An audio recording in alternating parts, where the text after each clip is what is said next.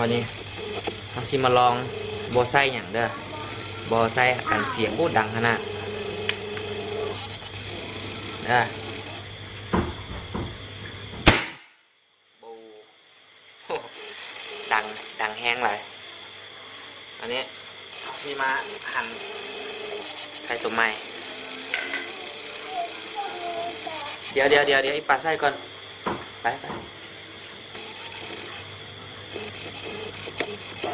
โอ้ยหั่นยากนิดนึง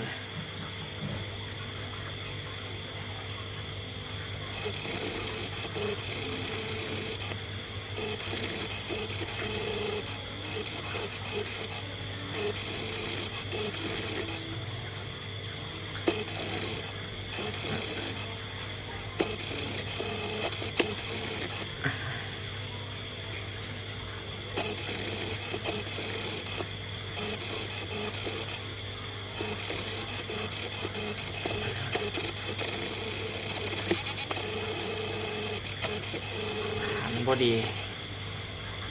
ไอ้ขี้มันเกี่ยวมันลุย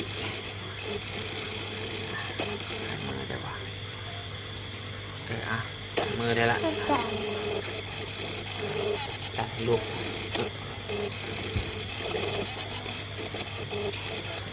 มันมีเกี่ยวนี้มาใส่นี่อะแดปเตอร์อันนี้ต้องเป็นชุดมันแต่ว่าตัวนี้ครับประกันเงียบได้ยินแต่เสียงลมอยู่สุดคอนวันนี้เราสิมาลองตัวนี้ลองยิงให้เบิ่งตึง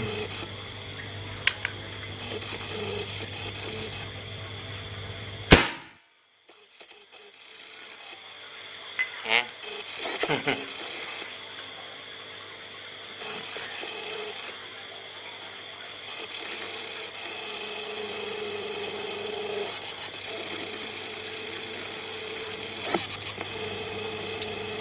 เบี้ยวที่นี่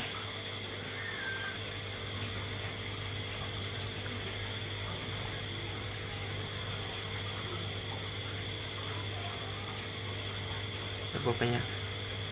เอาลองดูสิสวยงาม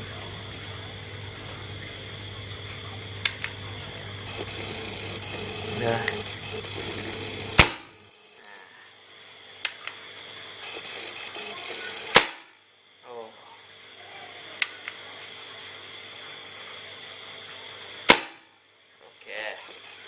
ถือว่าจังไรนี่ให้คะแนน80ซะ85%เนาะตัวนี้